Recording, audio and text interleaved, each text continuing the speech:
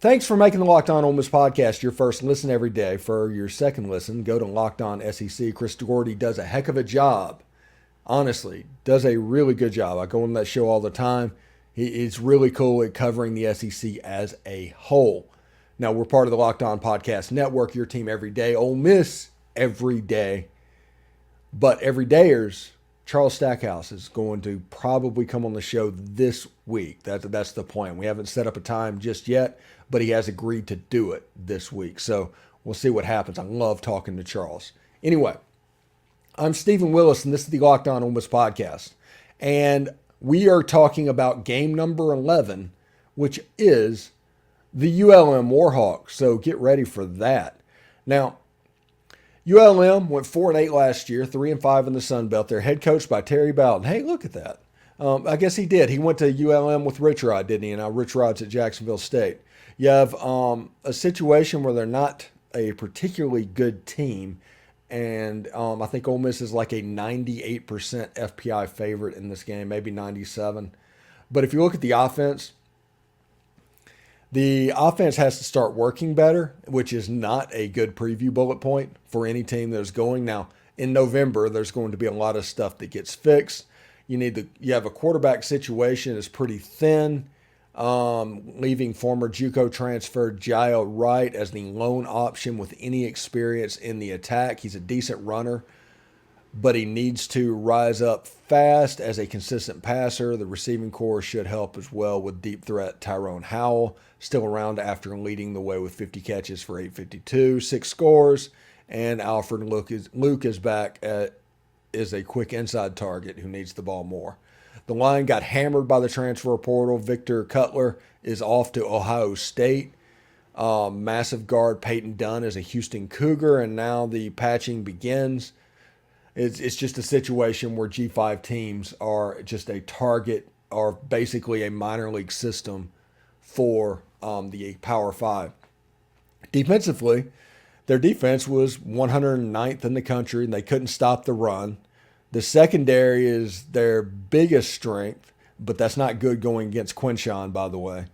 The linebackers and front six have to be stronger. They obviously run some sort of a hybrid defense, either 4-2-5 or 3-3-5 as well. Their key to the season is more big plays.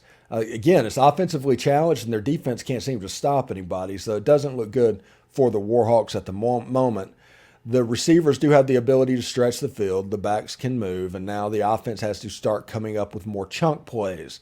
There has to be a dangerous element to the attack, but more than anything, the Warhawk defense has to create problems, more sacks, pressure, stops, and takeaways. So they need explosives, essentially, and that'll be interesting to see as well. Now, their biggest transfer in was Donnell Harris from Texas A&M. He's an edge player, so he's probably going to be tasked with getting after the quarterback. Victor Cutler did go to Ohio State. And the Warhawks have a potentially great pass rusher in Kennard Snyder, but they need a whole lot more. Harris was a 5-star recruit for the Aggies who didn't see much of the field, but there's just too much talent not to rise up and rock with a bigger opportunity. I don't know about that. It could be more of an evaluation issue. If somebody just consistently doesn't produce, it's like you think they should. The numbers are there. If you look at the spreadsheet, it's there. But, if the guy's a senior and has never done it, you just have to kind of assume that he's not going to ever do it. So the offensive line would be fantastic if everybody stuck around, but losing left tackle Victor Cutler, he's liable to work as a backup guard to Ohio State hurts. Yeah, seriously, G5 schools get picked now. That's just the way it is. To go from a G5 to a Power 5 is like going from double to triple A, or getting the major league call up in some situations. This guy going to Ohio State from ULM is definitely doing it. It's like A-ball to Major League Baseball. So their key player is Jael Wright. I'm butchering that name, and I apologize to the young man if I am. No pressure or anything, but the entire season might fall on his all-around game, considering there isn't any obvious options to push for the gig.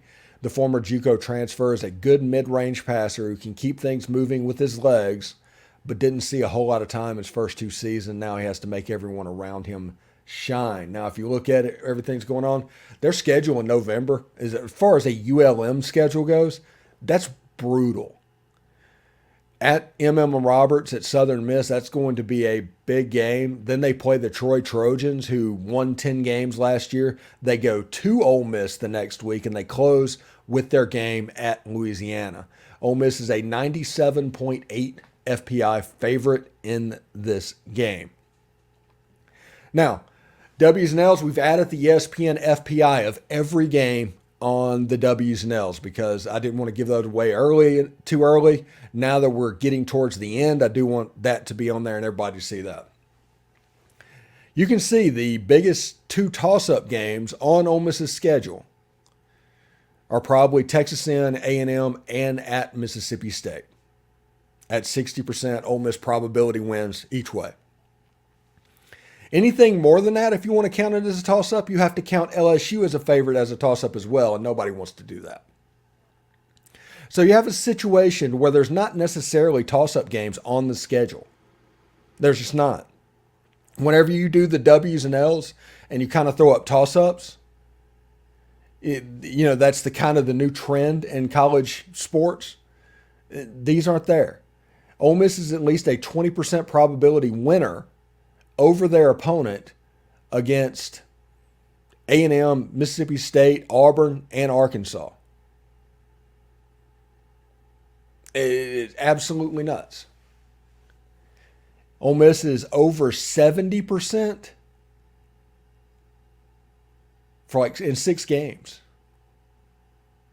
What is that? ULM, Vanderbilt, Arkansas, Georgia Tech, Tulane, and Mercer, all over 70% win probability.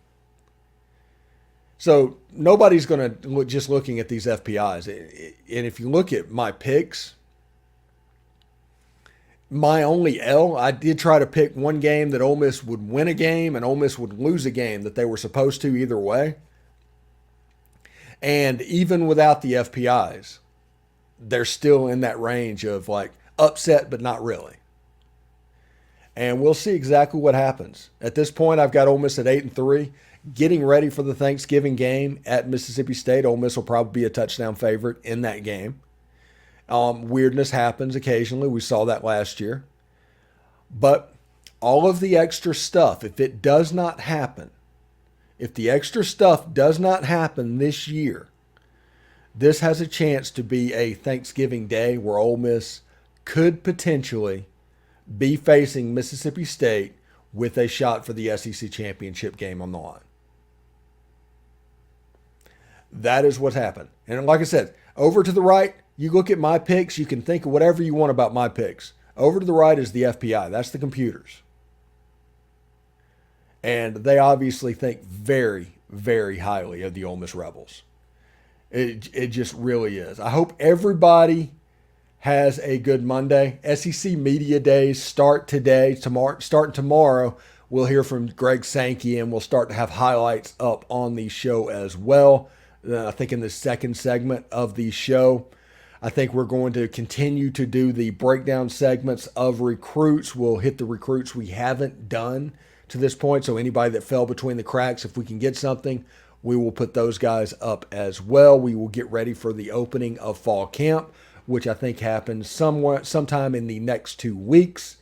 And it is officially go time. I'm very, very excited. So thank you very much for making the Locked On Ole Miss podcast your first listen every day.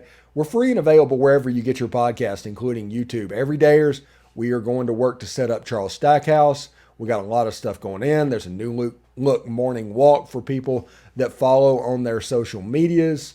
So that is pretty good as well. So until tomorrow, when this SEC Media Days event really kicks off in earnest, hotty toddy.